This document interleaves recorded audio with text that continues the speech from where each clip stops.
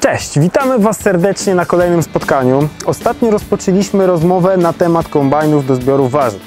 Powiedzieliśmy kilka słów o historii, przeznaczeniu i zasadzie zbioru. Czas przejść wreszcie do konkretów.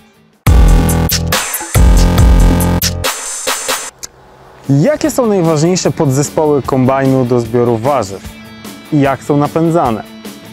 Kombajny z serii Alina zbudowane są z solidnej ramy, zespołu zbierającego, zespołu czyszczącego, zespołu obrywającego, transportera doczyszczającego, zespołu napędów hydraulicznych, zespołu sterowania oraz zespołu osłon bezpieczeństwa.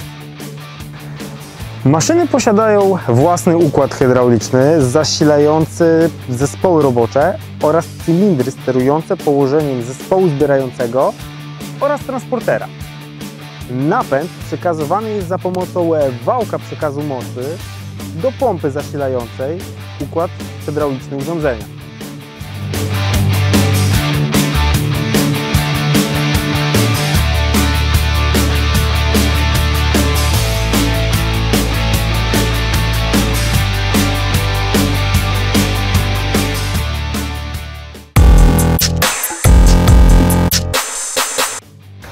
Co można powiedzieć na temat zespołu zbierającego?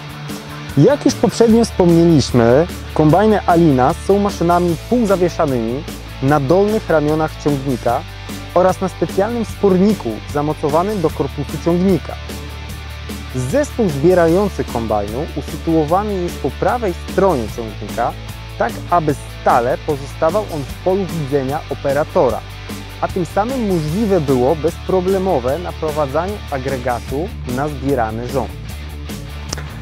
Podstawowe elementy zespołu zbierającego to podbieraki naci, wyorywacz z lemieszem oraz zespół pasów chwytających.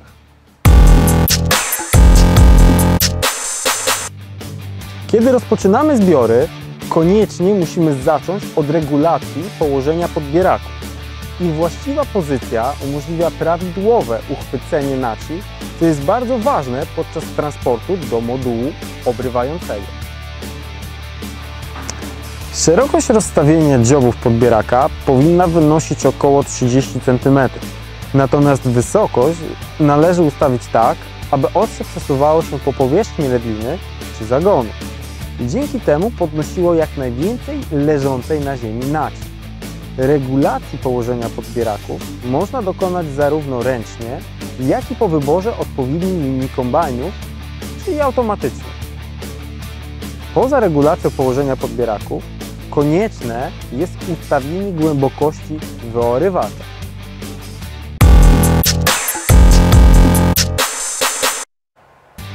Aby umożliwić bezpieczne wykopywanie korzeni i zredukować ryzyko uszkodzeń, zalecane jest opuszczenie lemiesza na odległość około 12 cm większą od długości zbieranego warzywa. W przypadku stwierdzenia zaburzeń podczas zbioru parametr ten może zostać skorygowany. Ostatnim istotnym elementem zespołu zbierającego, którego nie możemy pominąć, są pasy. Zadaniem pasów jest uchwycenie oraz transport zebranych korzeni do modułu obrywającego.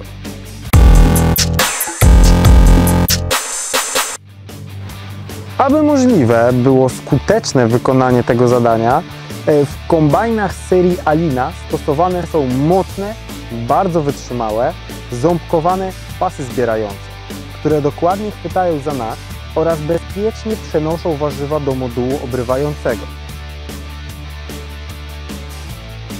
Bardzo istotnym zadaniem, z którym musi poradzić sobie operator maszyny, jest dobranie prawidłowej prędkości przesuwu pasów zespołu zbierającego względem prędkości jazdy. Parametry te powinny być równe.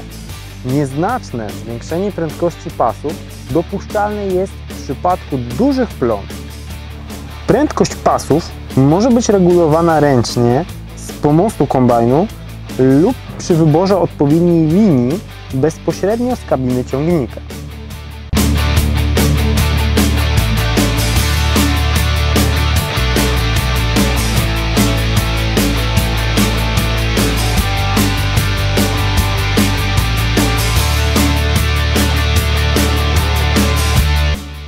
Tym sposobem pokrótce omówiliśmy zespół zbierający kombajnu do warzyw. Jeżeli macie jakieś pytania dotyczące tego tematu, piszcie w komentarzach lub kontaktujcie się z nami bezpośrednio. Postaramy się odpowiedzieć na wszystkie Wasze pytania. Na następnym spotkaniu porozmawiamy na temat kolejnych podzespołów, w tym modułu obrywającego. Na zakończenie przypominamy, że jeżeli chcecie być na bieżąco informowani o pojawiających się filmach, koniecznie zasubskrybujcie nasz kanał. Będziecie mieli pewność, że nic Was nie ominie. A teraz żegnamy się i do zobaczenia.